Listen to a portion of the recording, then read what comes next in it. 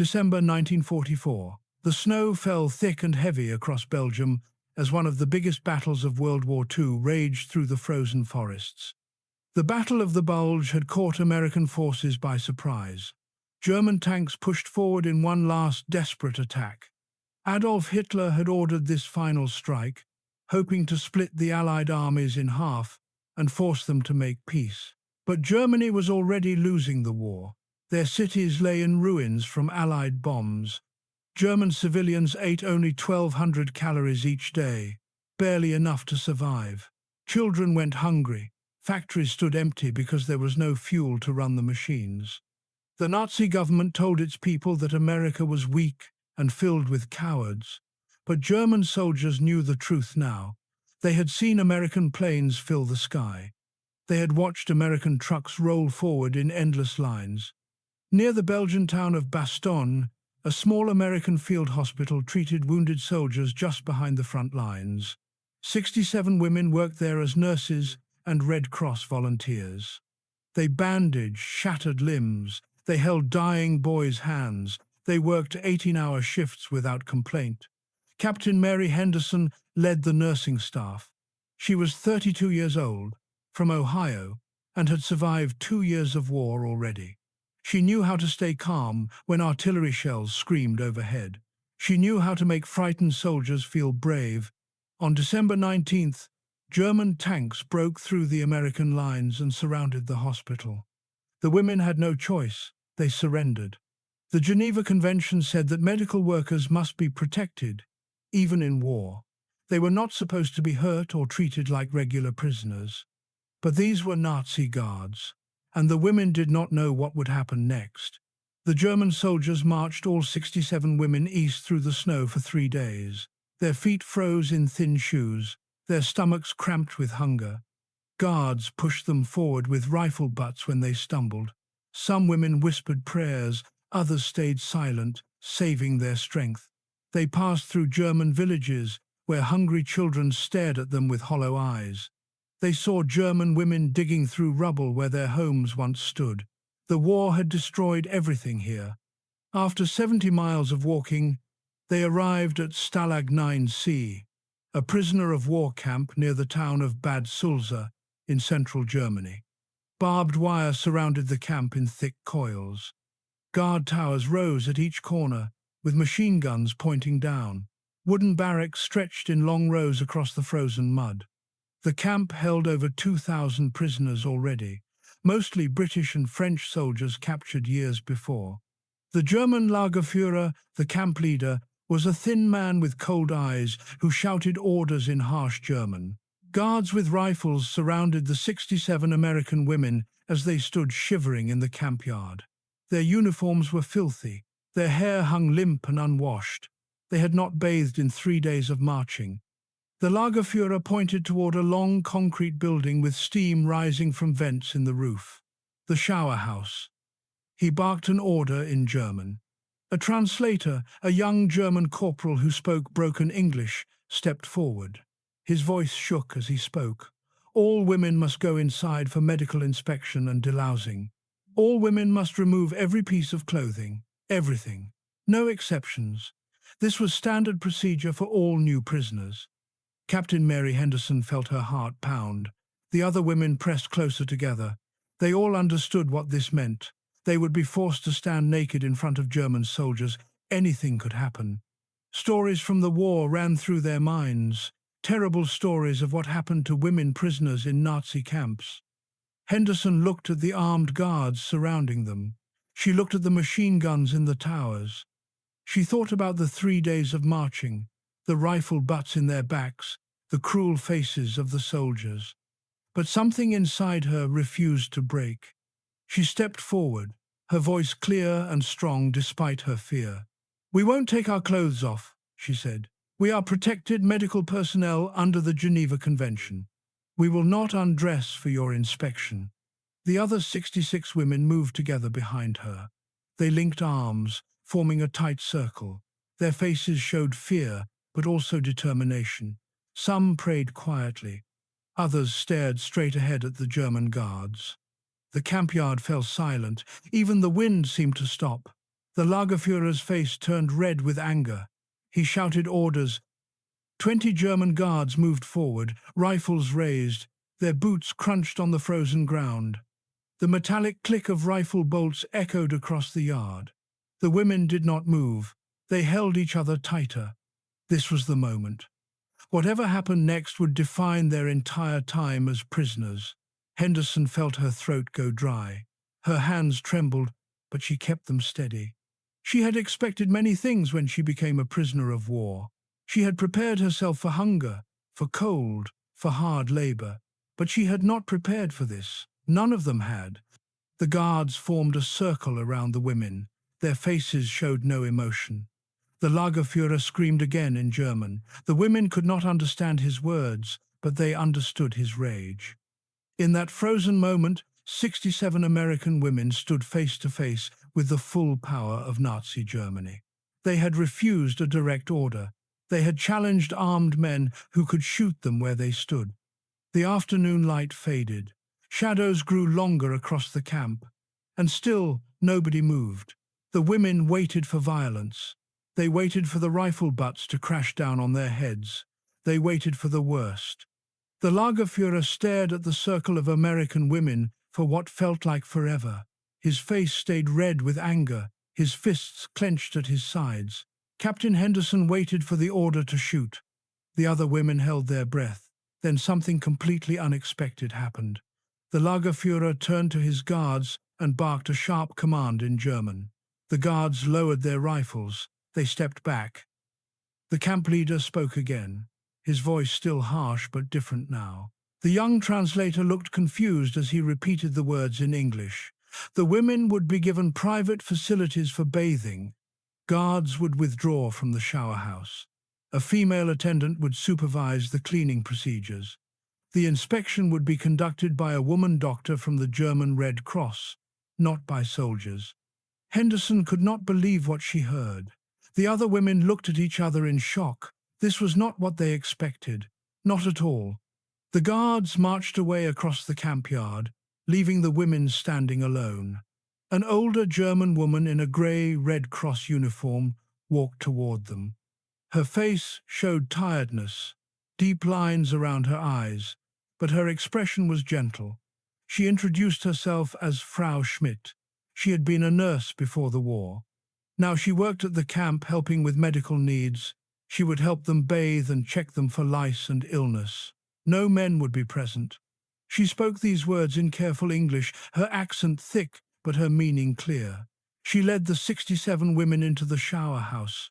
Inside, someone had hung blankets on ropes to create private areas. The water was actually warm, not freezing like they feared. Steam filled the room. For the first time in days, the women felt heat on their skin. After bathing, guards escorted them to a barracks building that would be their home. The building was made of wood, simple but solid. Inside, rows of bunk beds lined both walls. But unlike the stories they heard about concentration camps, these beds had mattresses. Thin mattresses, yes, but real ones, stuffed with straw. And blankets. Frau Schmidt had told the truth. Each woman received 12 wool blankets, enough to stay warm even when the German winter howled outside. A large wood stove sat in the center of the room, already burning with a fire that pushed back the December cold. The women had expected to sleep on bare boards. They had expected to freeze. Instead, they found something almost comfortable. That first evening, guards brought food. The women expected watery soup and a crust of bread. They knew German civilians were starving. They had seen the hungry children in the villages. But the meal that arrived shocked them completely. Large metal pots contained thick potato soup with actual chunks of meat floating in it. Loaves of dark bread, still warm from the oven, margarine to spread on the bread, and hot tea, real tea with a little sugar. The women stared at the food in disbelief. One nurse, named Betty Crawford, started crying. She had not seen this much food since leaving America. Later, they would learn the truth. Each of them received 2,800 calories per day. That was more than twice what German civilians were allowed to eat. The Nazi government was starving its own people, but feeding American prisoners according to international law. The next morning brought more surprises. Breakfast arrived with hot porridge, more bread, and even jam made from apples. The camp had an industrial kitchen that operated like a factory. Huge steel pots could cook meals for thousands of prisoners at once. The efficiency reminded the women of American factories, not something they expected to find in defeated Germany. 3 times each day, hot food arrived at their barracks. The German people outside the camp were eating rats and grass to survive, but inside these fences, prisoners ate better than most Europeans. The contrast felt wrong, almost guilty. Why were they being treated this way when German children starved? Then, the Red Cross parcels arrived. These were boxes prepared by the International Red Cross and sent to prisoner of war camps. The Germans had stockpiled them for weeks. Each woman received her own parcel. Inside, they found treasures they thought they would never see again. Chocolate bars from Switzerland, cans of corned beef, packages of crackers, cigarettes, powdered milk, sugar cubes. Some women laughed, others cried. All of them felt confused. They were prisoners of the Nazis, the same people who ran death camps, who murdered millions. Yet here they sat with chocolate melting on their tongues. As the weeks passed, more unexpected kindness emerged. The camp dentist came to examine them in the second week. He was an older man, maybe 60 years old, with gentle hands and tired eyes. Before the war, he had been a professor at a dental school in Hamburg. Now Hamburg was mostly rubble from Allied bombs.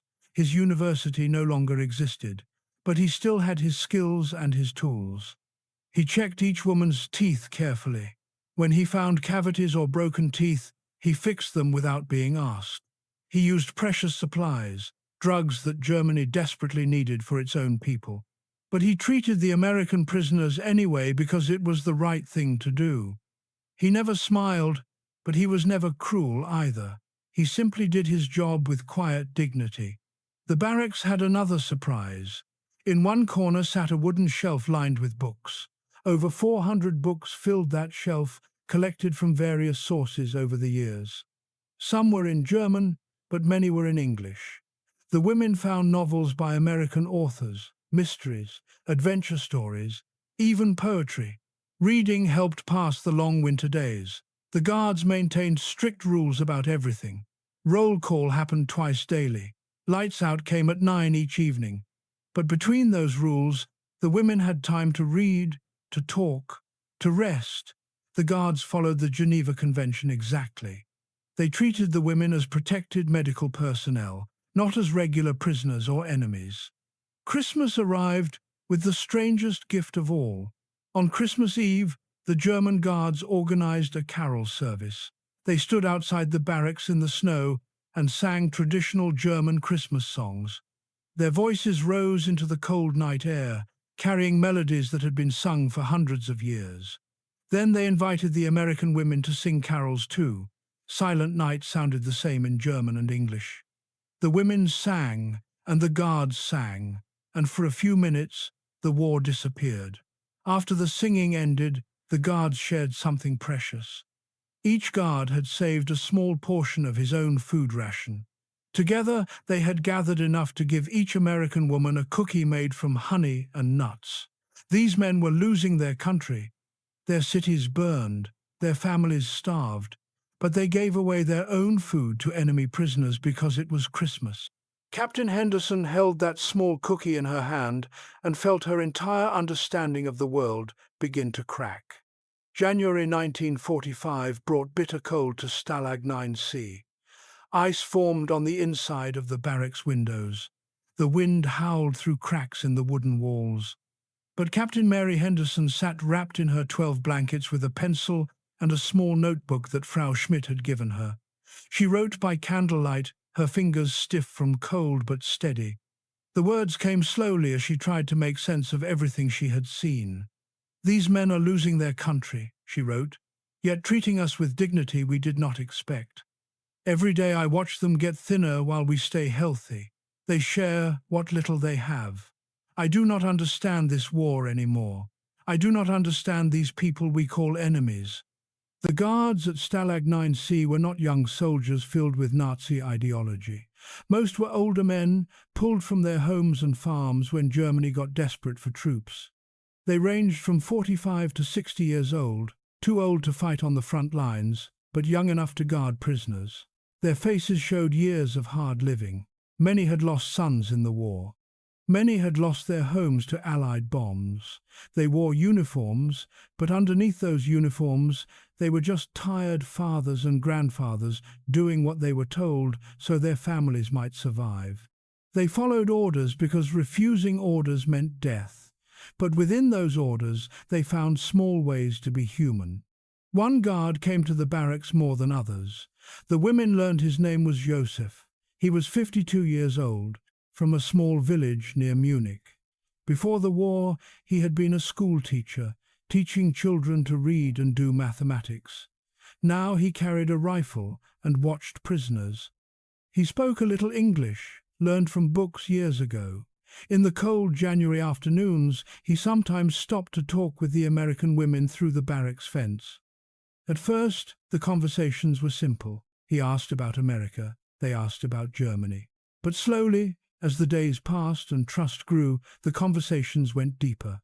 Joseph showed them photographs one grey afternoon. His hands shook as he pulled the pictures from his coat pocket. Two young women smiled at the camera, maybe 18 and 20 years old. "My daughters," he said quietly. His voice carried such sadness that the American women felt their throats tighten. One works in a factory in Munich now, making bullets. The other drives a truck for the army. I have not seen them in 14 months. I do not know if they still live. Munich burns every week from your bombs. He looked at the American nurses with eyes that held no anger, only exhaustion.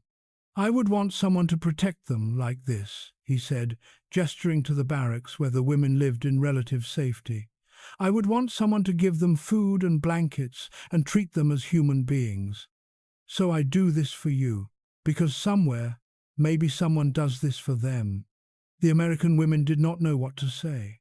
They had celebrated when they heard about bombs falling on German cities. They had cheered when they heard German factories exploded. But now they stood face to face with a father who did not know if his daughters still breathed. The war suddenly felt different, more complicated, more painful. Betty Crawford, a nurse from Tennessee, reached through the fence and touched Joseph's hand for just a moment. "We hope they are safe," she said. "We hope this war ends soon." Joseph nodded and walked away, his shoulders bent under the weight of everything he carried. As winter deepened, an unexpected exchange began. The American women offered to teach English to the guards who wanted to learn. In return, the guards taught them German. Classes happened in odd moments, during afternoon hours when work details finished and dinner had not yet arrived. The women would stand near the fence, while guards on the other side repeated English phrases. "How are you today? The weather is cold. I am hungry." Simple sentences, but they built bridges between enemies. The women learned German words too. Bread became Brot, water became Wasser. Friend became Freund. Language lessons turned into conversations about life before the war. Joseph talked about his classroom, about teaching young children to love books and learning. He described his village with its church and market square, all destroyed now by bombs. Other guards shared their stories too. One had been a baker. One had worked on a farm. One had built furniture by hand. These conversations revealed uncomfortable truths. The guards knew Germany had lost the war. They spoke openly about it when no officers listened. "Hamburg is 50% gone," one guard told them. "Just rubble and smoke. My sister wrote that they eat potato peels and boil grass for soup. Berlin is worse. The people there are starving so badly they fight over rats in the street." The women heard these words and thought about American abundance. They thought about factories in Detroit building tanks faster than Germany could destroy them. They thought about American farms growing so much food that the country could feed its own people and half of Europe too. They thought about ships crossing the Atlantic, carrying supplies in endless streams. Germany had started this war believing it was strong, but America had buried them under mountains of steel and food and fuel. The industrial difference was not just large, it was total, it was overwhelming. It was the difference between a man with a knife and a man with a machine gun. Betty Crawford wrote her own thoughts in letters she hoped to send home someday. "We expected to find monsters here," she wrote. "We feared men who would hurt us and laugh while doing it. Instead, we found exhausted fathers and grandfathers who share their food even though their own children starve." I do not know what this means. I do not know how to hold these two truths together. These are the same people whose government murders millions. These are the same people whose army killed our soldiers. But these specific men, these old guards with sad eyes, they chose to be kind when they could have chosen cruelty. The moment in the shower house took on new meaning as the weeks passed. Captain Henderson thought about it often. That first day when they refused to undress had been a test, though nobody realized it at the time. The women tested whether humanity could survive inside an evil system. They tested whether individual men could choose dignity over ideology, and the German guards had passed that test. The Lagerführer could have ordered violence. He could have beaten them into submission. Nobody would have punished him for it. Instead, he chose to respect their dignity. He chose to follow the rules of war, even though his government broke every other rule. That choice revealed something important. It revealed cracks in the totalitarian control that Nazi Germany tried to maintain. It revealed that even in the darkest system, individual human beings could still make moral choices. Henderson wrote these thoughts in her diary as January turned to February. "We learned something here that nobody taught us in training," she wrote. "We learned that evil is a system, but goodness lives in individual hearts. These guards serve an evil government, but they themselves are not evil. They are trapped, just like we are trapped, just like the whole world is trapped in this terrible war. They could make our lives miserable, but they choose small kindnesses instead. A blanket placed where it will help most, an extra potato in the soup, a gentle word instead of a harsh one. These tiny rebellions against cruelty matter more than anything. These prove that humanity persists even when everything tries to crush it." The women began to understand their captivity differently. They were still prisoners, they still longed for home, but they also recognized something profound happening in this camp. They were witnessing ordinary men resist evil in the only ways available to them. And that resistance, small and quiet as it was, mattered deeply. But their time in captivity was drawing to a close. April 6, 1945. The sound of American tanks rolling towards Stalag 9C woke the women before dawn. They heard the deep rumble of engines, the clank of metal treads on the road. They heard shouting in English, beautiful English spoken with American accents. The Third Army had arrived. Liberation came with the morning light. American soldiers burst through the camp gates with rifles ready, expecting to fight. Instead, they found German guards standing with their hands raised in surrender. The guards had already removed the bullets from their rifles. They had already opened the barracks doors. They had known for days that the Americans were coming, and they had chosen not to run or fight. They had chosen to surrender peacefully and protect their prisoners until the very end. Captain Henderson stood in the camp yard watching American soldiers hug the freed prisoners. She should have felt pure joy. Instead, she felt something more complicated, a mixture of relief and sadness and confusion. She looked for Joseph among the surrendering guards but could not find him. Later, she would learn why. In those final chaotic days before liberation, an SS execution squad had arrived at the camp with orders to shoot all the prisoners before the Americans came. Joseph and 3 other guards had refused the order. They had stood between the SS men and the barracks where the American women slept. The SS shot them all. Joseph died in the mud, 30 feet from the women he had protected for 4 months. He never saw his daughters again. The journey home took 3 weeks. The women traveled by truck to France, then stayed in Paris for medical examinations and official paperwork. Paris celebrated victory with music and dancing in the streets. French people threw flowers at American soldiers, wine flowed freely, everyone smiled. The women tried to smile too, but their minds stayed back in Germany with guards who sang Christmas carols and shared their food. In early May, they boarded a ship in Le Havre, bound for New York. The Atlantic crossing took 8 days. During those days, Henderson kept a small wooden cross in her pocket, touching it often. Joseph had carved it from a piece of scrap wood during the long winter nights. He had given it to her in March, saying he wanted her to have something to remember that not all Germans were monsters. She had tried to refuse, knowing how precious any small possession was to the guards. But Joseph insisted. "For your journey home," he had said, "to remember that God lives even in camps like this." The ship docked in New York Harbor on May 8, 1945. The same day Germany officially surrendered. Victory in Europe Day, VE Day. The city exploded with celebration, sirens wailed. Church bells rang, confetti fell from buildings like snow. Millions of people filled the streets, dancing and singing and crying with joy. The war in Europe was over, the Nazis were defeated. Evil had lost. Henderson and the other women walked through Times Square surrounded by celebrating crowds. Strangers hugged them, people bought them drinks. Everyone wanted to hear stories about their captivity.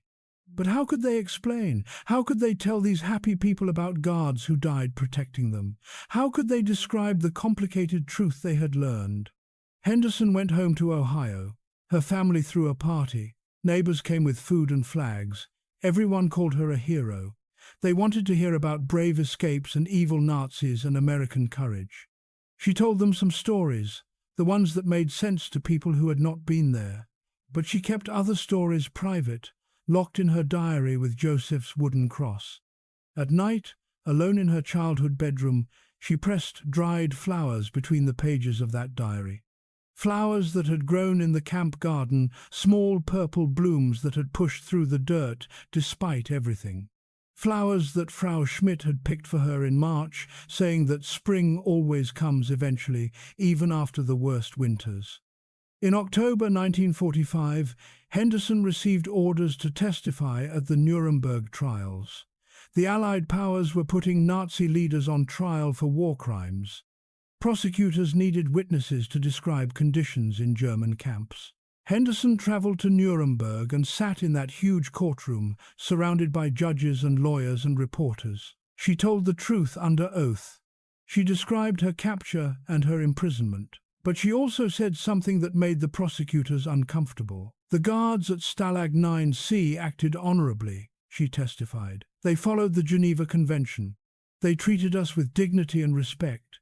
They shared their own food when their families were starving. Some of those guards died protecting us. Not all Germans were Nazis. Not all captivity was evil." The prosecutors did not include much of her testimony in their final reports. It complicated the narrative they wanted to tell. But Henderson did not care. She had sworn to tell the truth, and the truth was complicated. The hardest part came later, in 1946, when a letter arrived from Germany. It was written in careful English by a woman named Anna. Anna was Joseph's widow. She had learned Henderson's address from Red Cross records. Her letter described Joseph's death in detail, information she had gathered from other guards who survived. She described how he talked about the American women often, hoping his kindness to them meant someone somewhere was being kind to his daughters.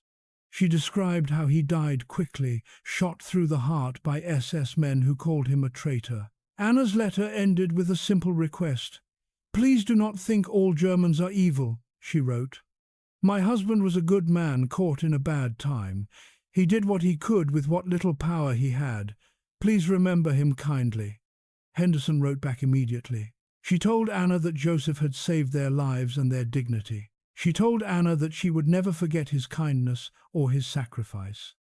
She sent money, American dollars, that could buy food in devastated Germany. The two women continued writing letters for years, building a strange friendship across the ocean, connected by one good man who died trying to do the right thing. Several of the nurses from Stalag 9C became advocates for humane treatment of prisoners of war. When the Korean War started in 1950, they spoke at military conferences about the importance of following the Geneva Convention. They testified before Congress about how treating prisoners with dignity could save American lives too, because enemies remember kindness. Betty Crawford traveled to army bases, teaching soldiers about proper conduct toward captives. She always told the story of Joseph and the Christmas cookies. She always reminded soldiers that the enemy are human beings, that cruelty breeds cruelty, but dignity can break cycles of hatred. Every year on April 6th, the anniversary of their liberation, the surviving women held a reunion. They gathered at someone's house and shared memories. They talked about the good things and the hard things. They remembered the friends they lost and the guards who protected them. As the years passed and the women grew older, their understanding deepened. They realized what they had witnessed in that camp was rare and precious. They had seen humanity persist in the heart of darkness. They had seen ordinary men choose goodness when evil would have been easier. In 1967, Henderson published a memoir about her experiences. The final chapter contained words she had written and rewritten dozens of times, trying to capture the essential truth she learned. "We learned that dignity does not come from abundance," she wrote. "It comes from choice. Those German guards chose humanity when their nation had chosen genocide. In that shower room, we expected the worst of war. Instead, we witnessed the best of humanity trying to survive it. The clothes we refused to remove were not just fabric, they were the last line between civilization and barbarism. And those old guards, exhausted and defeated, chose civilization." The lesson endured long after the war ended. Even in history's darkest chapters, individual acts of dignity and respect prove that humanity can persist against systematic evil. Sometimes the most profound lessons come from the most unexpected teachers. Sometimes enemies show us truths that friends cannot. And sometimes, in the middle of humanity's worst moments, ordinary people make extraordinary choices that remind us what it means to be truly human.